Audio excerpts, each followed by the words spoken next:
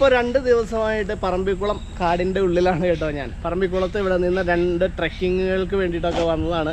അപ്പോൾ 2 ദിവസമായിട്ട് അതിൻ്റെ ഭാഗമായിട്ടുള്ള ടൈഗർ റിസർവ് ഏരിയയിലുള്ള ഈ ഒരു ടെൻറ്റ് സ്റ്റേയിൽ, അപ്പോൾ നല്ല വിശാലമായ ഒരു ടെൻറ്റ് സ്റ്റേയും സൗകര്യങ്ങളും കാര്യങ്ങളൊക്കെയാണ് ഇവിടെയുള്ള കാടിൻ്റെ നടുക്ക് തന്നെയായിട്ടുള്ള ഒരു ടെൻറ്റ് സ്റ്റേ. ഇവിടെ നിന്ന് ധാരാളം ട്രെക്കിങ്ങുകൾ ഉണ്ടായിരുന്നു. അപ്പോൾ ഇന്നലെ ഞങ്ങൾ ട്രെക്കിങ്ങിൽ പോയി ധാരാളം മൃഗങ്ങളെയൊക്കെ കണ്ടിട്ടുണ്ട്. അതിൻ്റെയൊക്കെ വീഡിയോ നമുക്ക് വഴിയിലൂടെ കാണാം. അപ്പോൾ നിങ്ങൾ വീഡിയോ മുഴുവനായിട്ട് കാണുക കേട്ടോ.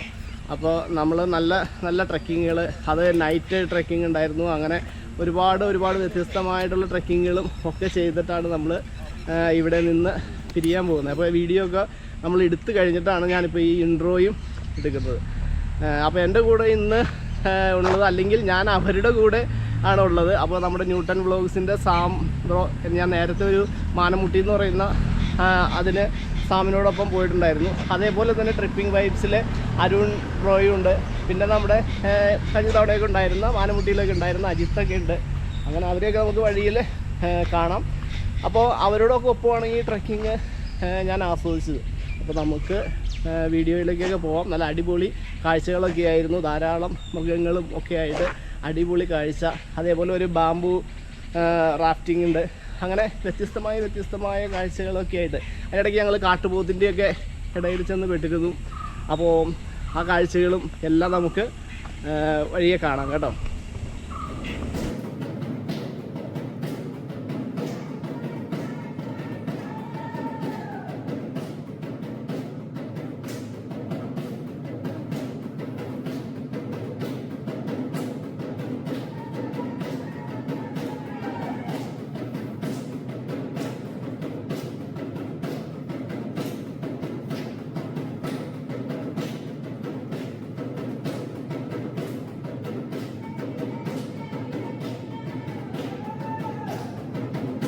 പറമ്പിക്കുളം കാടിൻ്റെ ഉള്ളിലൂടെയാണ് കേട്ടോ ഇപ്പോൾ നമ്മൾ ഈ യാത്ര പോകുന്നത്.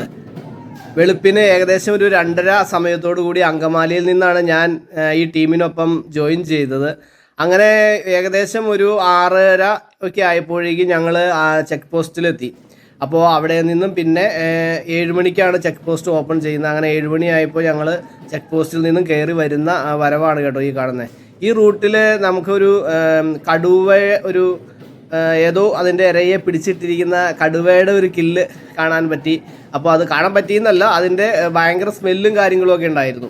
അപ്പോൾ അവിടെ ഒരു ഗാർഡ് നിൽപ്പുണ്ട്. അപ്പോൾ അതോട് ചോദിച്ചു കഴിഞ്ഞപ്പോഴാണ് അവിടെ ഇങ്ങനെ ഒരു കടുവയെ ഒരു ഇതിനെ ഇരയെ പിടിച്ചിട്ടിട്ടുണ്ട് എന്നും അതിൻ്റെ സ്മെല്ലാണ് എന്നും, അതുകൊണ്ട് അങ്ങോട്ടേക്ക് ആരും പോകാതെ അവിടെ പുള്ളി ഗാർഡ് വെയിറ്റ് ചെയ്യുകയാണ് എന്നൊക്കെ അറിയാൻ കഴിഞ്ഞത്.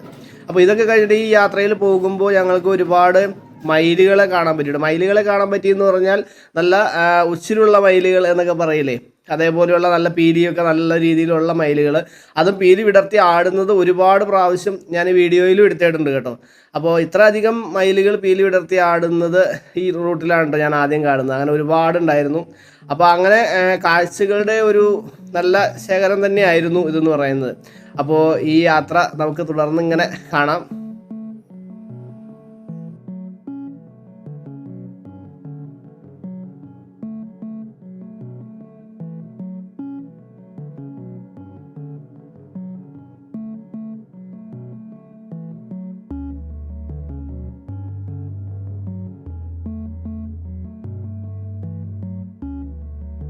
പറമ്പിക്കുളത്ത് നമ്മൾ ട്രെക്കിംഗ് ഏരിയയുള്ള ടെൻറ്റ് സ്റ്റേ ഒക്കെ ഉള്ള ആ ഒരു ഭാഗത്ത് എത്തുന്നതിന് മുൻപുള്ള ഭാഗത്ത് വെച്ചാണ് കേട്ടോ നമ്മളിത് ഈ ഒരു മാൻകൂട്ടത്തെയൊക്കെ കണ്ടത്.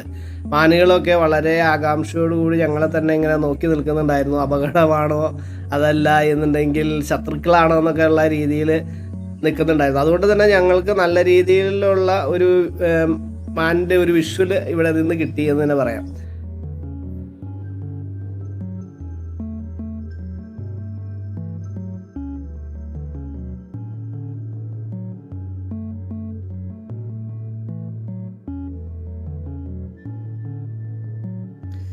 നമ്മുടെ ഈ സോണിൽ ധാരാളമായിട്ടുള്ള മൃഗങ്ങളുടെ പ്രസൻസൊക്കെയുള്ള ഒരു ഏരിയ ആണ് കേട്ടോ ഇതൊക്കെ എന്ന് പറഞ്ഞത്. ഇപ്പോൾ ഈ ചില ദിവസങ്ങളിൽ ചിലപ്പോൾ വെള്ളമുള്ള ഭാഗങ്ങളിലേക്കൊക്കെ മൃഗങ്ങൾ വലിയും എന്നുള്ളതേ ഉള്ളൂ. അല്ലാതെ ഇവിടെയൊക്കെ ധാരാളം മയിൽ, അതുപോലെ തന്നെ ആന, അതേപോലെ തൊട്ടപ്പുറം തന്നെ പുൽമേടുകളൊക്കെ ആയതുകൊണ്ട് തന്നെ ആനയുടെ പ്രസൻസൊക്കെ ധാരാളം ഉണ്ട്. അതേപോലെ തന്നെ പന്നി, ഇതേ കണ്ടില്ലേ, കാട്ടുപന്നികൾ രണ്ടെണ്ണം നിൽക്കുന്നത്. രണ്ടെണ്ണം ഇനിയും വീഡിയോയിൽ ഒരുപാട് പന്നിക്കൂട്ടങ്ങളെ നമുക്ക് കാണാൻ പറ്റും കേട്ടോ.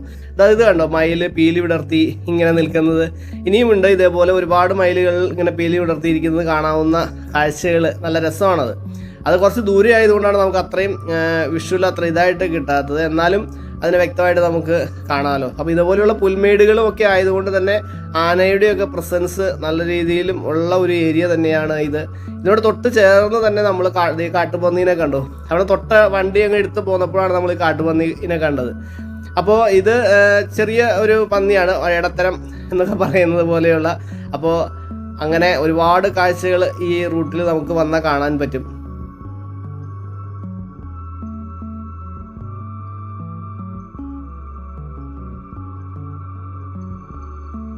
പന്നിക്കുട്ടൻ ആള് ഭക്ഷണമൊക്കെ കഴിച്ച് കഴിഞ്ഞിട്ട് ഇങ്ങനെ മുന്നോട്ട് നടക്കും എന്ന് വിചാരിച്ചുകൊണ്ടിരുന്നപ്പോഴത്തേക്കും ആള് ഭക്ഷണം കഴിച്ചതിൻ്റെ ഒക്കെ ഒരു ക്ഷീണം കൊണ്ടാണ് എന്ന് തോന്നുന്നു.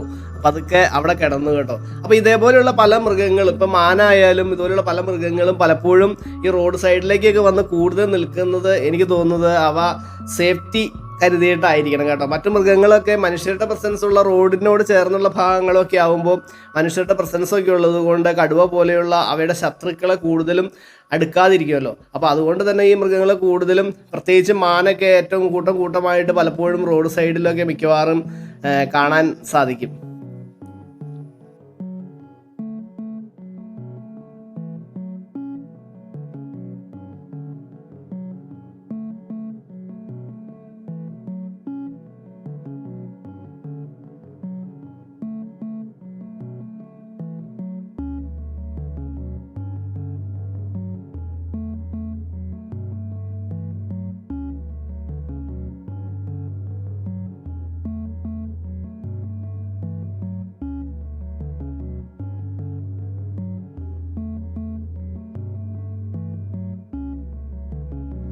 നമ്മളങ്ങനെ പറമ്പിക്കുളം ചെക്ക് പോസ്റ്റിൻ്റെ അങ്ങോട്ടേക്ക് എത്തി കേട്ടോ. അപ്പോൾ ഇവിടെ നിന്ന് നമ്മളിവിടെ പേരും ഇതെല്ലാം കൊടുത്ത് രജിസ്റ്റർ ചെയ്തതിന് ശേഷമാണ് ഇവിടെ നിന്ന് അകത്തേക്ക് നമുക്ക് കടന്നു പോകാൻ പറ്റൂ. അതുപോലെ തന്നെ ആക്ഷൻ ക്യാമറകൾക്കൊക്കെ റേറ്റ് കാര്യങ്ങളൊക്കെ ഉണ്ട്. അപ്പോൾ ഇവിടെ നിന്ന് കയറി ഇങ്ങനെ മുന്നോട്ട് പോകുന്ന കുറേ ദൂരം ചെന്ന് കഴിയുമ്പോഴാണ് നമ്മളുടെ ട്രക്കിങ്ങിന് പോകേണ്ട ഏരിയ എത്തുന്നത്, അല്ലെങ്കിൽ ആ ടെൻറ്റ് സ്റ്റേയും ഒക്കെ എത്തുന്നത്. അപ്പോൾ അവിടെ എത്തിക്കഴിഞ്ഞിട്ടാണ് കേട്ടോ ഞങ്ങൾ ബ്രേക്ക്ഫാസ്റ്റൊക്കെ നമ്മൾ കഴിച്ചത്.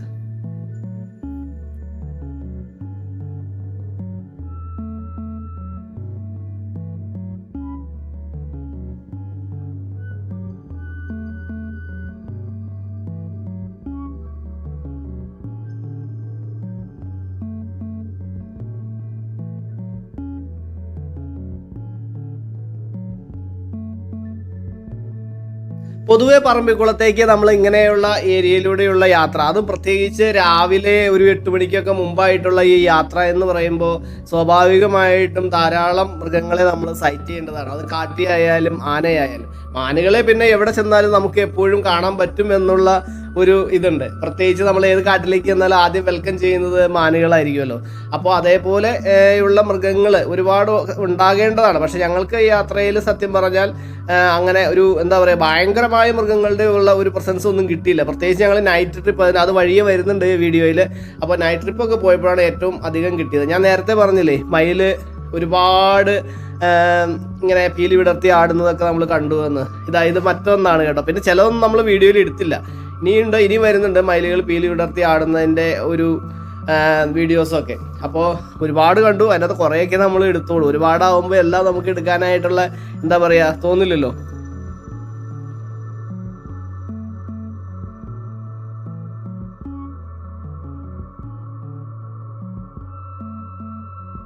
സാധാരണ രീതിയിൽ എപ്പോഴും മയിലുകൾ ഇങ്ങനെ പീലി വിടർത്തി ഇങ്ങനെ ആടുന്നത് കണ്ട് നമ്മൾ ക്യാമറയൊക്കെ ഓൺ ചെയ്ത് വരുമ്പോഴേക്കും അവ പീലി താത്തി അങ്ങോട്ട് പയ്യെ ഉൾവലിയാണ് പതിവ് കാണാറ്. ഇതിപ്പോൾ എന്ന് വെച്ച് കഴിഞ്ഞാൽ പലപ്പോഴും ഇവിടെയൊക്കെ ശരിക്കും ആ ഒരു ഞങ്ങളുടെ തൊട്ട് മുമ്പിൽ വന്ന വണ്ടിക്ക് നേരെ ഫോക്കസ് ചെയ്തുകൊണ്ടെന്നുള്ള രീതിയിൽ അങ്ങനെ നിൽക്കുമായിരുന്നു കേട്ടോ. ഇങ്ങനെ വീഡിയോ എടുത്തോ എന്നുള്ള രീതിയിൽ തന്നെ എന്ന് പറയുന്ന പോലെ ഇങ്ങനെ നിൽക്കുകയായിരുന്നു.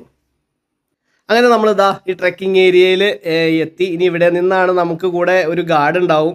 പിന്നെ അവിടെ നമുക്ക് അത്യാവശ്യം പ്രഭാതകൃത്യങ്ങളൊക്കെ ചെയ്യാനുള്ള സൗകര്യങ്ങളും ഉണ്ട്. അതുപോലെ ബ്രേക്ക്ഫാസ്റ്റും നമ്മൾ അവിടെ നിന്ന് തന്നെയാണ് കഴിച്ചത്.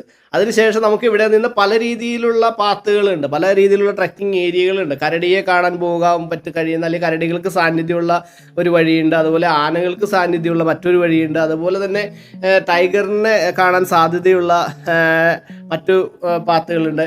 അപ്പോൾ നമ്മളിപ്പോൾ പോകുന്നത് എന്ന് പറയുന്ന വഴി ശരിക്കും കരടിക്ക് സാധ്യതയുള്ള വഴിയാണ്.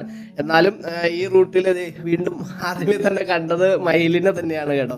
പക്ഷേ ഈ റൂട്ടിൽ ഇങ്ങനെ പോകുമ്പോൾ ഒരുപാടൊന്നും നമുക്ക് ഈ കാടിൻ്റെ ഒരു ഭംഗി, കാടിൻ്റെ മൃഗങ്ങളെ കാണുക എന്നുള്ളത് മാത്രമല്ലല്ലോ. കാടിൻ്റെ ഭംഗി എന്ന് പറയുന്നത് കാടിൻ്റെ വന്യതയും ആ ഒരു സൗന്ദര്യവും ആസ്വദിക്കുക എന്നുള്ളത് തന്നെയാണ് ഏറ്റവും പ്രധാനമെന്ന് പറയുന്നത്. അപ്പോൾ അങ്ങനെയുള്ള ഒരു യാത്രയായിരുന്നു ഇത്. അപ്പോൾ ഈ യാത്രയിൽ ഞങ്ങൾ നേരത്തെ പറഞ്ഞ പോലെ തന്നെ ഒരുപാട് മൃഗങ്ങളുടെ സൈറ്റൊന്നും കിട്ടിയില്ല. എന്നാലും കുറച്ച് ഇതൊക്കെ നമുക്ക് വഴി ട്രക്കിങ്ങിലും ഉണ്ടായിരുന്നു കേട്ടോ. കൂടുതലും വഴിയെ വരുന്ന നൈറ്റിൽ ആണ് കിട്ടിയത്. അപ്പോൾ നമുക്ക് ആ കാട് ആസ്വദിച്ച് പോകാനും പറ്റി ഈ ഒരു ട്രക്കിങ്ങിൽ. ഇനിയും വേറെ ട്രക്കിംഗ് കൂടി നമ്മൾ പോയിട്ടുണ്ടായിരുന്നു കേട്ടോ പിറ്റേ ദിവസം രാവിലെ.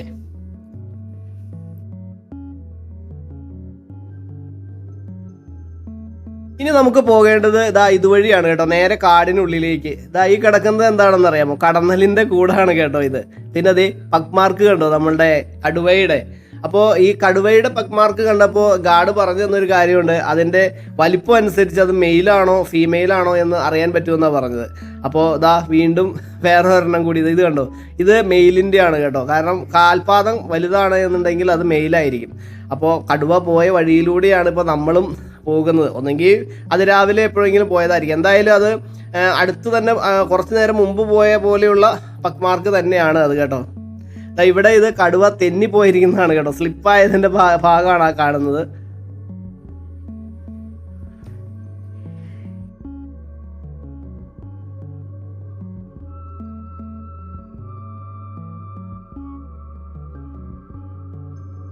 നമ്മളിവിടെ വന്നു കഴിഞ്ഞിട്ടുള്ള ഈ ഫസ്റ്റ് ട്രക്കിങ്ങിൽ ആദ്യമായിട്ട് കണ്ടത് ഈ ഒരു പന്നിക്കുട്ടനെയാണ് കേട്ടോ. ആദ്യം കണ്ട പന്നിയേക്കാളൊക്കെ നല്ല വലിപ്പമുള്ളതായിരുന്നു. അത് നമ്മളെ കണ്ടപ്പോൾ കുറേ നേരം അവിടെ നിന്നിട്ട് ഇങ്ങനെ നമ്മളെ വാച്ച് ചെയ്തു. അതിനുശേഷം പന്നിയല്ലാതെ തോന്നിയിട്ടാണെന്ന് തോന്നുന്നു അത് പെട്ടെന്ന് ഓടി മാറിയിട്ടോ, പിന്നെ മാറി നിന്ന് വാച്ച് ചെയ്യായിരുന്നു. അപ്പോൾ നമ്മൾ ഇങ്ങനെ യാത്രയിൽ മൃഗങ്ങളെയൊക്കെ കാണാൻ പറ്റുമെന്നുള്ള പ്രതീക്ഷയിൽ ഇങ്ങനെ പോണ വഴിക്കാണ് നമ്മൾ കടുവയുടെ മറ്റൊരു ടെറിട്ടറി മാർക്കിങ് കണ്ടത്. ഇതേപോലെ മണ്ണ് മാറ്റിയിട്ടിട്ട് അതിങ്ങനെ അവിടെ മലമൂത്ര വിസർജനം ചെയ്തിട്ട് പോകുന്ന ഒരിത്, അത് ടെറിട്ടറി മാർക്കിംഗ് ആണെന്നാണ് ഗാർഡ് നമുക്ക് പറഞ്ഞു തന്നെ കേട്ടോ. ശരിക്കും നല്ല രസമുണ്ടല്ലോ ഈ ഒരു കായ ഉണ്ടായി നിൽക്കുന്നത് കാണാനായിട്ട്.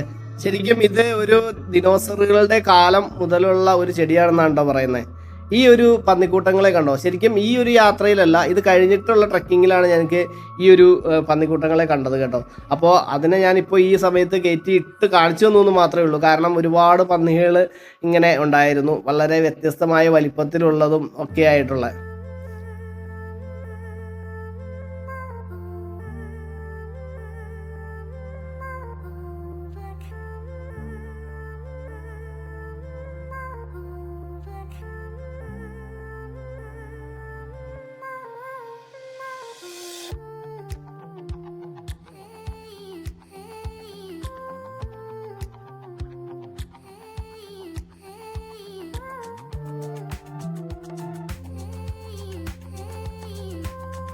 നമ്മളിപ്പോൾ ഈ നടന്നു പോകുന്ന ഭാഗം നേരെ ചെന്ന് കയറുന്നത് നമ്മളെ ഡാമിലേക്കാണ് കേട്ടോ. അപ്പോൾ ഈ ഒരു ഡാമിൻ്റെ റിസർവോയർ ഭാഗമാണ് തൊട്ടിപ്പുറം കാണുന്നത്. അവിടെയൊക്കെ ധാരാളം മുതലുകൾ ഇങ്ങനെ ഉണ്ട് എന്നാണ് ഗാർഡ് നമ്മളോട് പറഞ്ഞത്. ഇടയ്ക്കൊക്കെ നമ്മൾ അതികൂടെയൊക്കെ പോകുമ്പോൾ അവിടെ കയറി കിടക്കും എന്നും പറഞ്ഞിരുന്നു കേട്ടോ.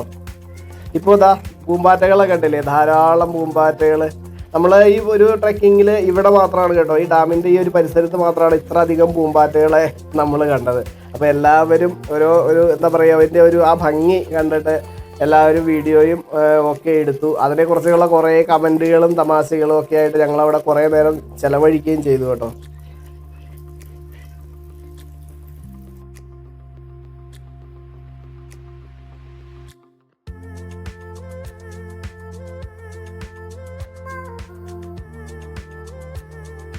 നമ്മളൊക്കെ എത്രത്തോളം ശ്രദ്ധയോടുകൂടി കടന്നു പോകുന്ന ഭാഗമാണ് ഇത് എന്നറിയും. അപ്പോൾ ഈ ഭാഗത്തൊക്കെ ആ ഒരു ലേഡി അവർ ഗോത്രവിഭാഗത്തിൽ പെട്ടതാണ്. അപ്പോൾ ആ ലേഡി അവിടെ വന്നിരുന്ന് ആ ഒരു ഡാമിൻ്റെ പരിസരത്ത് ചൂണ്ടയിടുന്നതാണ് കണ്ടത് കേട്ടോ. അവർ മാത്രമല്ല വേറൊരു പെൺകുട്ടി കൂടിയുണ്ട്. അപ്പോൾ അവർ രണ്ടുപേരും വന്നിരുന്ന് അവിടെ നിന്ന് ചൂണ്ടയിടുന്നതാണ് ആ കാണുന്നത്.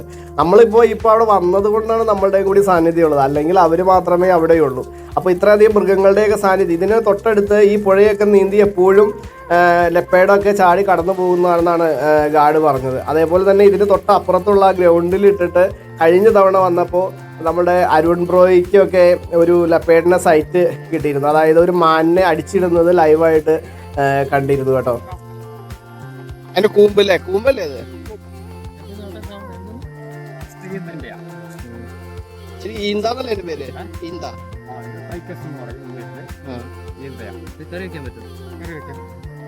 പിന്നെ ഇത് വേവിച്ചിട്ട് ഇതിന്റെ വെള്ളം കളയും, നല്ല വേവിച്ചിട്ട് വെള്ളം കളയും.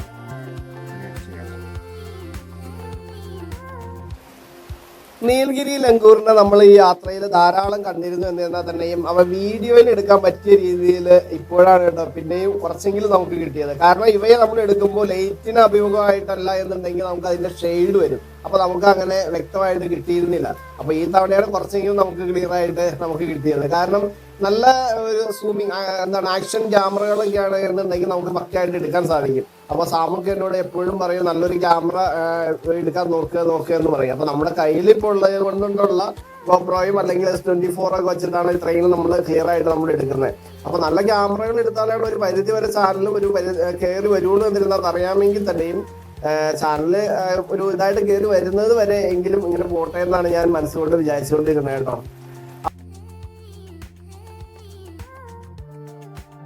അപ്പൊ ഇതാണ് കേട്ടോ നമ്മൾ തങ്ങിയ സ്ഥലം. നല്ല വിശാലമായ ഒരു ഏരിയയിൽ കാടിന്റെ നടുക്ക് എന്നൊക്കെ പറയാവുന്ന രീതിയിലുള്ള നല്ല സൗകര്യങ്ങളുള്ള ഒരു സ്ഥലം. അജിത്താണ് കേട്ടോ ഈ ഫോട്ടോ എടുത്തുകൊണ്ട് ഈ നിൽക്കുന്നത്. അപ്പൊ അജിത്തിന്റെ ചാനലിന്റെ പേര് വൈൽഡ് സ്പിയർ എന്നാണ്. അപ്പോൾ ആ ചാനല് കയറി കാണുക. അതേപോലെ ഞാനും അജിത്തുമായിരുന്നു ഇവിടെ റൂമിൽ ഒന്നിച്ചുണ്ടായിരുന്നത്. അപ്പോൾ ഈ ടെന്റ് എന്ന് പറയുന്നുണ്ടെങ്കിലും നല്ല വിശാലമായ റൂം പോലെ തന്നെയുള്ള നല്ല സൗകര്യങ്ങളുള്ള, അതുപോലെ തന്നെ നല്ല വിശാലമായ റൂം തന്നെയായിരുന്നു ഇവിടെ ഞങ്ങൾക്ക് കിട്ടിയത്. അതുപോലെ തന്നെ ടോയ്ലറ്റ് സൗകര്യമാണെങ്കിൽ പോലും നല്ല വലിയ ടോയ്ലറ്റും അങ്ങനെ വൃത്തിയും ഒക്കെയുള്ള നല്ല ടോയ്ലറ്റും അതുപോലെയുള്ള എല്ലാ സൗകര്യങ്ങളും കൂടിയ ഒരു പ്രദേശം. പക്ഷേ ഇവിടെ ഒരു പ്രശ്നം എന്താണെന്ന് വെച്ചാൽ നമ്മൾ റൂം എപ്പോഴും അടച്ച് ഇടണം കേട്ടോ. അല്ലെങ്കിൽ എന്താ കുഴപ്പമെന്ന് പറഞ്ഞു കഴിഞ്ഞാൽ കുരങ്ങന്മാർ ഇഷ്ടമാരി ഉള്ളത് കൊണ്ട് തന്നെ എന്തെങ്കിലുമൊക്കെ എടുത്തുകൊണ്ട് പോകും. അപ്പോൾ എപ്പോഴും റൂമിലേക്ക് നമ്മൾ കയറി കഴിഞ്ഞാൽ നമ്മൾ അപ്പം തന്നെ റൂം അടയ്ക്കണം എന്നുള്ളത് തന്നെ ഒരു പ്രശ്നം ഉണ്ടായിരുന്നുള്ളൂ. വേറെ നല്ല എല്ലാവിധ സൗകര്യങ്ങളും ഉള്ള ഒരു സ്ഥലം തന്നെയായിരുന്നു. ഫുഡൊക്കെ ആണെങ്കിലും നല്ല അടിപൊളിയായിരുന്നു കേട്ടോ. ഈ പറമ്പിക്കുളം ട്രക്കിങ്ങിന്റെ ഒരു പാക്കേജിന്റെ ഭാഗം തന്നെയായിട്ടുള്ള രാത്രി സഫാരിയാണ് കേട്ടോ ഇനിയിപ്പോൾ ഞങ്ങൾ പോയിക്കൊണ്ടിരിക്കുന്നത്. അപ്പോൾ ഈ രാത്രി സഫാരിയിൽ ശരിക്കും പറഞ്ഞാൽ നല്ല ഒരു അട്രാക്റ്റീവായിട്ടുള്ള ഒന്നായിരുന്നു. കാരണം ധാരാളം മൃഗങ്ങളെ നമുക്ക് കാണാൻ പറ്റി. ധാരാളം മൃഗങ്ങൾ എന്ന് വെച്ചാൽ ആന ഒഴിച്ചു കേട്ടോ. കാരണം ഇതിപ്പം കാണുന്നത് മ്ലാവാണ്. അപ്പം മ്ലാവുകൾ ധാരാളം കണ്ടു. അതേപോലെ തന്നെ കാട്ടിയെയും ഇഷ്ടമാതിരി നമുക്ക് ഇവിടെ കാണാൻ സാധിച്ചു. പിന്നെ നമ്മൾ ഈ യാത്രയിൽ പോകുന്ന ഒരു ഭാഗത്തുള്ള ഇതിന്റെ പാക്കേജിന്റെ ഭാഗം തന്നെയായിട്ടുള്ളതാണ് അവിടുത്തെ ഗോത്ര വിഭാഗത്തിൽപ്പെട്ടവരുടെ ഒരു ചെറിയ ഡാൻസ് പോലെയുള്ള അവരുടെ പരമ്പരാഗതമായ നൃത്ത ആ ഒരു രൂപം, അവരുടെ ആ പാട്ടും നൃത്തം അതുപോലെ തന്നെ ആ ഒരു വാദ്യമേളത്തോടു കൂടിയുള്ള ഉണ്ടായിരുന്നു. അപ്പൊ അതും നമുക്കിതിനകത്ത് ആസ്വദിക്കാൻ പറ്റി കേട്ടോ.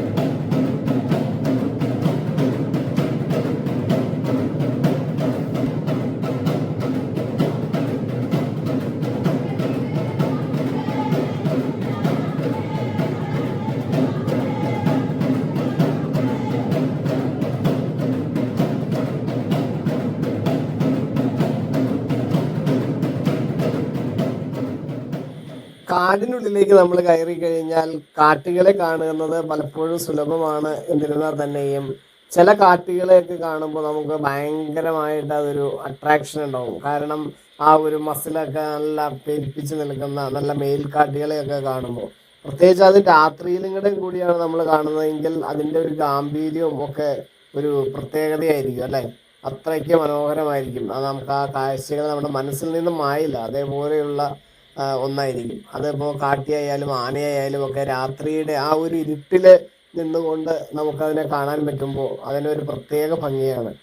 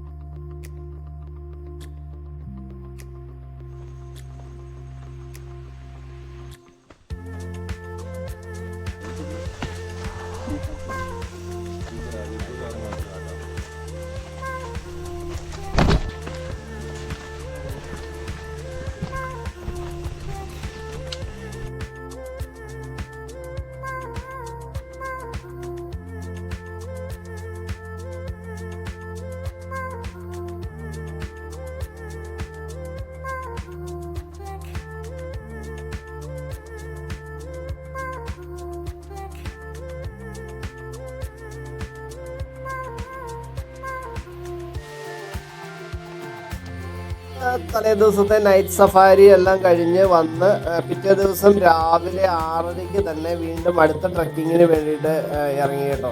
ഏകദേശം ആദ്യത്തെ ദിവസം നമ്മളൊരു 7 കിലോമീറ്ററോളമാണ് നമ്മൾ ട്രക്കിങ് ചെയ്തതെങ്കിൽ രണ്ടാമത്തെ ദിവസം നമുക്കൊരു 5 കിലോമീറ്ററോളമാണ് ട്രക്കിങ് ചെയ്യുന്നത്.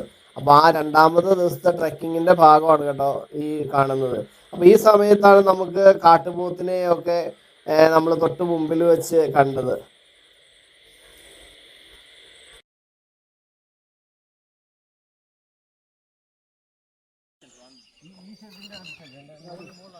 ഞാനപ്പോൾ നേരത്തെ പറഞ്ഞില്ലേ, അപ്പോൾ ഈ ഒരു പാക്കേജ് ക്രമീകരിച്ചിരിക്കുന്നത് പല ഭാഗങ്ങളായിട്ടാണ് കേട്ടോ. അപ്പോൾ കടുവയെ കാണാൻ പറ്റുന്ന ഒരു ഏരിയയിലേക്കുള്ള ഒരു പാക്കേജ്, അതുപോലെ കരടിയെ കാണാൻ പറ്റുന്ന നമ്മൾ ഇന്നലെ രാവിലെ പോയ ആ ഒരു ഏരിയ, അതേപോലെ തന്നെ ആനയെ കാണാൻ പറ്റുന്ന എലഫന്റ് പാത്ത്. ഇതിപ്പോൾ എലഫന്റ് പാത്താണ്. അപ്പോൾ ഇവിടെയൊക്കെ ആന വെള്ളം കുടിക്കാനൊക്കെ വരാൻ സാധ്യതയുള്ള സ്ഥലമാണ്. പക്ഷെ നിർഭാഗ്യവശാൽ നമുക്ക് ആനയെന്ന് കാണാൻ പറ്റിയില്ല എന്നേ ഉള്ളൂ.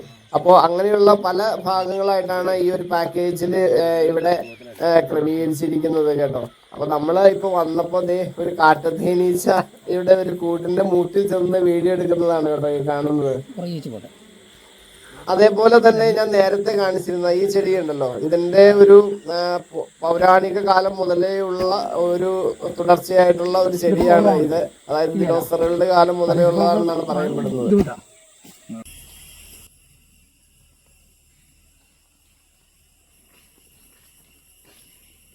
അങ്ങനെ തിരിച്ച് നമ്മൾ നമ്മളുടെ റൂമിലേക്ക് എത്തിയപ്പോൾ കണ്ട മനോഹരമായ ഒരു കാഴ്ചയാണ് കേട്ടോ ഇത്. ഞങ്ങളെങ്ങനെ കാത്ത് ഇങ്ങനെ ഈ ഒരു മനോഹരമായ ഒരു കാഴ്ച ഞങ്ങളെ കാത്ത് ഇങ്ങനെ അവിടെ നിൽക്കുന്നുണ്ടായിരുന്നു.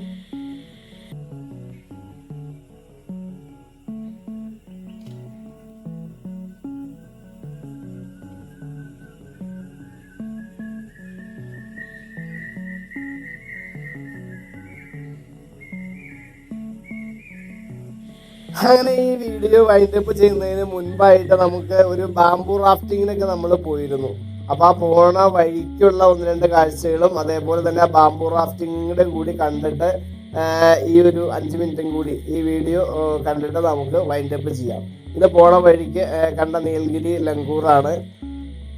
അവനെന്തോ ഇലകളൊക്കെ കഴിച്ച് ഇങ്ങനെ ആസ്വദിച്ച് ഞങ്ങൾക്ക് കുറെ നേരം പോസ്റ്റ് ചെയ്ത് അങ്ങനെ ഇരുന്ന് തന്നു കേട്ടോ.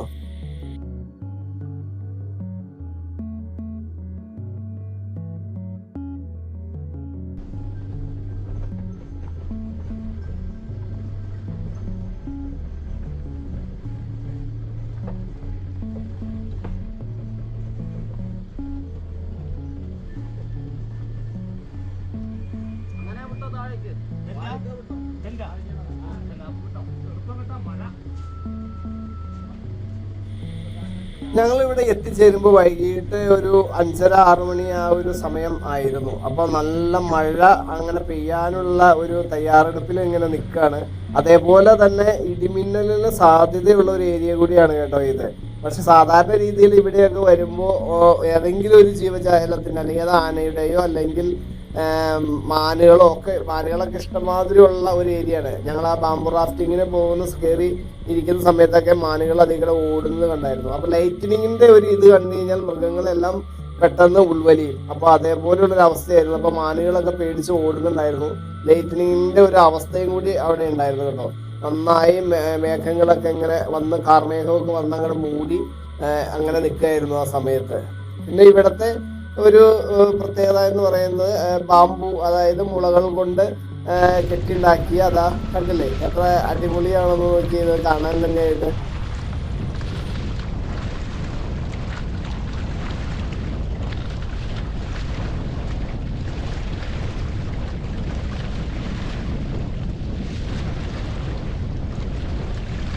കർണാടകത്തിലെ യാത്ര എന്ന് പറയുന്നത് നല്ല അടിപൊളിയാണ് കേട്ടോ. ശരിക്കും ഇതിന്റെ ആ ഒരു വർക്ക് തന്നെ എത്ര മനോഹരമാണ് എന്ന് നോക്കിയാലേ എന്ത് രസമാണ് ഇതിനകത്ത് കയറി നിൽക്കാൻ തന്നെ എന്നറിയാമോ. അപ്പൊ ഇതേപോലെയുള്ള ബാംബു റാഫ്റ്റിംഗ് എനിക്ക് തോന്നുന്നത് വയനാട്, നമ്മുടെ കുറുവാദ്വീപ്, അങ്ങനെ തേക്കടിയില്, അങ്ങനെ 2-3 സ്ഥലത്തൊക്കെ വേറെയും ഉണ്ട് കേട്ടോ.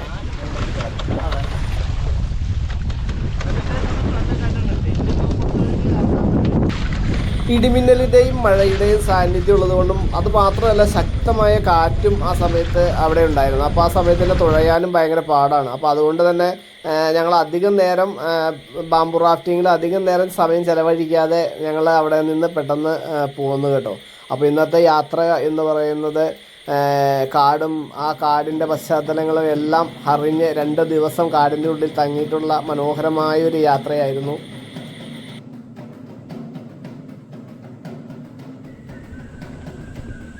അപ്പോൾ ഞാൻ ആദ്യം പറഞ്ഞതുപോലെ വീഡിയോയൊക്കെ കണ്ട് നിങ്ങൾക്ക് ഇഷ്ടപ്പെട്ടിട്ടുണ്ടാവും എന്ന് കരുതുന്നു. അപ്പോൾ ഞാനിപ്പോൾ നിൽക്കുന്നതിൻ്റെ പുറകുവശത്തുള്ള ഭാഗത്തൊക്കെ കഴിഞ്ഞ ദിവസം പുലിയൊക്കെ വന്ന് മാനിനെയൊക്കെ രാത്രി ഓടിക്കുന്ന ഒച്ചയും ബഹളവും എല്ലാം കേട്ടിരുന്നു. പക്ഷെ പുലി ഞങ്ങൾക്ക് കാണാൻ പറ്റിയില്ല. അപ്പോൾ അതേപോലെയുള്ള ഒരുപാട് കാഴ്ചകളുള്ള ഒരു ഏരിയ തന്നെയാണ് ഇത്. ധാരാളം ആനകൾ, കടുവ, അല്ലെങ്കിൽ ലെപ്പേഡ്സ്, അതുപോലെ കാട്ടുപോത്തുകൾ, അങ്ങനെ ഒരുപാട് കാഴ്ചകളുള്ള. അപ്പോൾ നല്ല നല്ല വീഡിയോകളുമായിട്ട് നമുക്ക് വീണ്ടും കാണാം.